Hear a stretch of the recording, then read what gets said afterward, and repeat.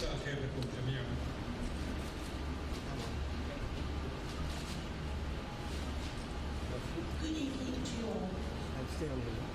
أجرينا الأمس واليوم محادثات بناءة قدر الإمكان في فيينا مع السيد المبعوث الخاص للأمين العام، خاصة ونحن على أعتاب انعقاد مؤتمر سوتشي.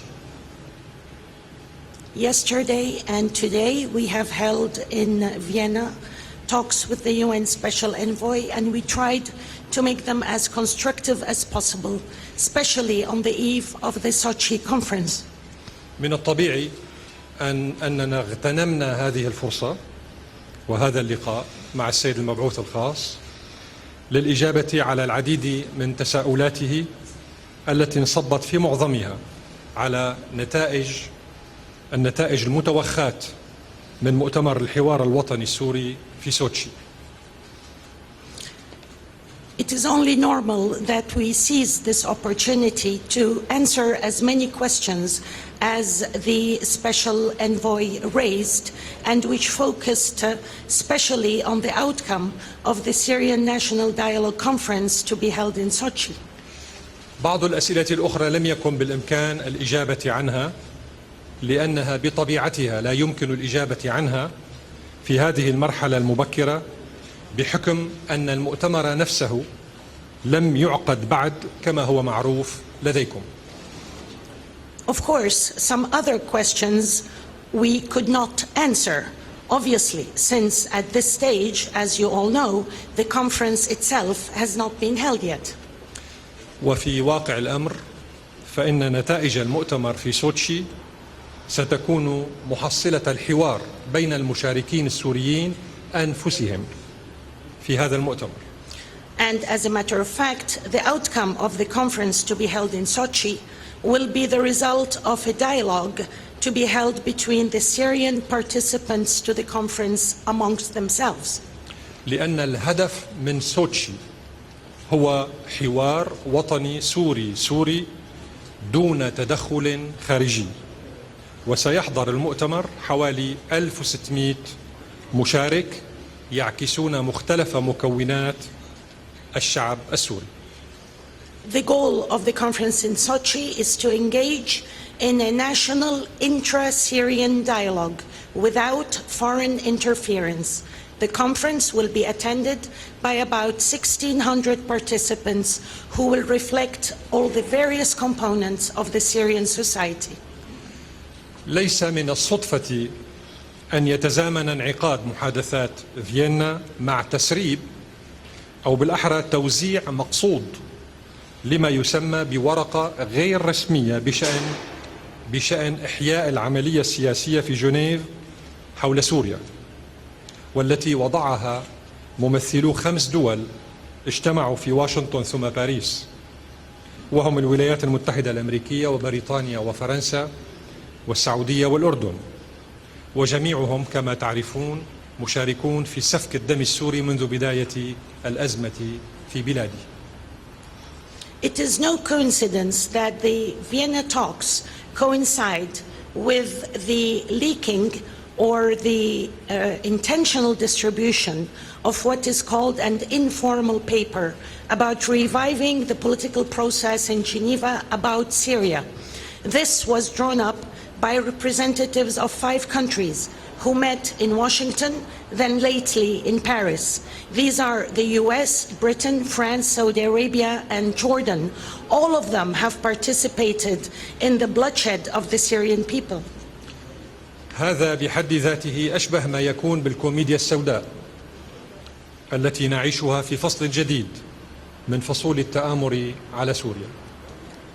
This is in fact tantamount to a black comedy in which we live in a new blatant chapter of conspiracy against Syria. إذ كيف لدولة مثل أمريكا أوجدت داعش وحمت داعش ورعت داعش وما زالت تقاتل من أجل داعش فوق الأرض السورية، دولة تنتهك السيادة السورية بتواجدها العسكري على أراضيها في تحد صارخ لكل المواثيق والقوانين والأعراف الدولية. كيف لدولة كهذه غرقت أيديها وأيدي أدواتها بالدم السوري واعتدت مباشرة على سوريا، كيف لهذه الدولة أن تتحدث عن الحل السياسي والمستقبل في سوريا؟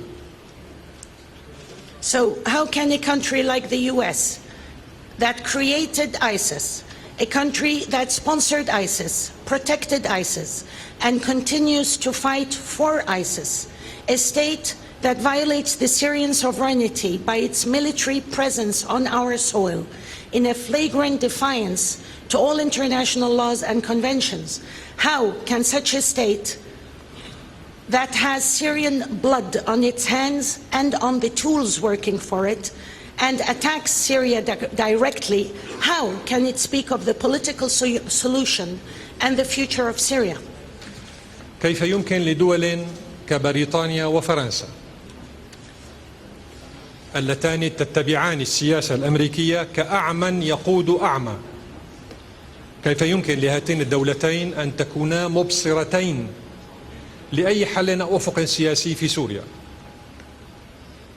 How can countries like Britain and France, who follow the American policy as a blind leading another blind, how can they be the makers of any political solution or horizon in Syria? كيف لدولة كالأردن التي تحتضن غرفة عمليات الموك العسكرية السرية وشرعت أراضيها للإرهابيين من كل حدب وصوب وحولت أراضيها تلك إلى ملاذ آمن ل7 معسكرات لتدريب الإرهابيين وإرسالهم إلى سوريا وغيرها، كيف يمكن لدولة كالأردن كهذه أن تتحدث أصلاً عن السيادة والسياسة والمشاركة في صنع حل سياسي في سوريا؟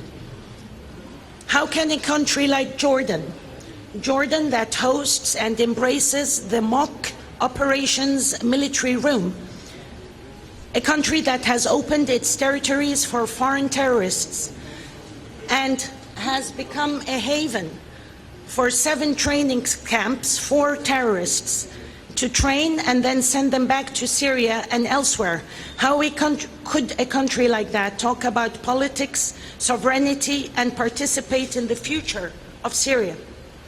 وأخيرا وليس آخرا، السعودية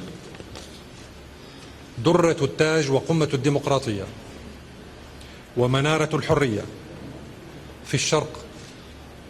السعودية نموذج دولة القانون وقدوة الدساتير والعدل الاجتماعي وواحة العيش الرغيد والمساواة بين الجنسين، أيقونة الانتخابات وتداول السلطة. كيف لهذا البلد الجاهلي أن يساهم في وضع رؤى لدستور متقدم لسوريا؟ إنها فعلا كوميديا سوداء. And last but not least, Saudi Arabia, the jewel on the crown and the summit of democracy, the beacon of freedom in the East. Saudi Arabia, the model of the rule of law and the role model of constitution and social justice, the oasis of good living and gender equality, an icon of elections and distribution of powers. How dare such a country living in Jahiliyyah to contribute to articulating an advanced vision for Syrian constitution? Really, this is a black comedy. إنما يسمى الورقة غير الرسمية بشأن إحياء العملية السياسية في جنيف بشأن سوريا، هذا هو عنوان الورقة. هذه الورقة غير الرسمية مرفوضة جملة وتفصيلا ولا تستحق الحبر الذي كتبت به، لأن شعبنا لم ولن يقبل بأن تأتيه الحلول بالمظلات أو على ظهر الدبابات.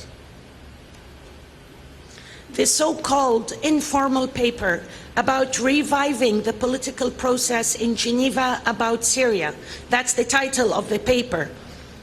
This paper is totally unacceptable and does not even deserve the ink it was written with, because our people have not and will never accept a solution that is parachuted onto them or that is carried on tanks.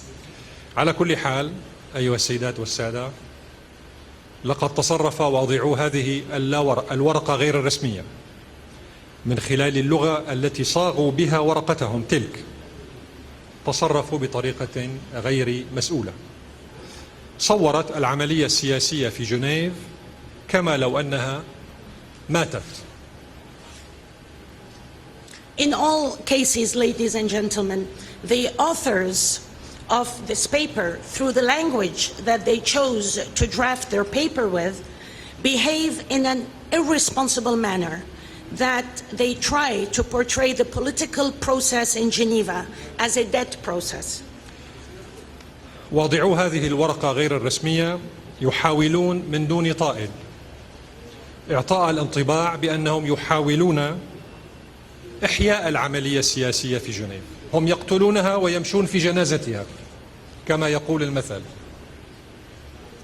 The authors of this paper are trying in vain to give the impression that they're trying to revive it, to revive the political process, while in fact they are killing it. They are actually walking in its funeral, as the proverb goes. إننا من جهتنا نعتقد أن هذه المحاولة الفاشلة تهدف إلى تقويض محادثات جنيف ومؤتمر سوتشي وأي ملامح للحل السياسي في سوريا، لأن ذلك ينسجم مع سياساتهم التخريبية في المنطقة. We believe that this failed attempt aims at undermining the Geneva talks and the Sochi conference, as well as any other features for the political solution in Syria. They aim at destroying the peace process. أعتقد أن هذا الملخص الذي قدمته لكم سيغنيكم ويغنيني عن تبادل الأسئلة والأجوبة اليوم. I believe that this overview and summary that I gave you just now will be sufficient, and there will be no needs for any questions and answers. Thank you so much. Thank you.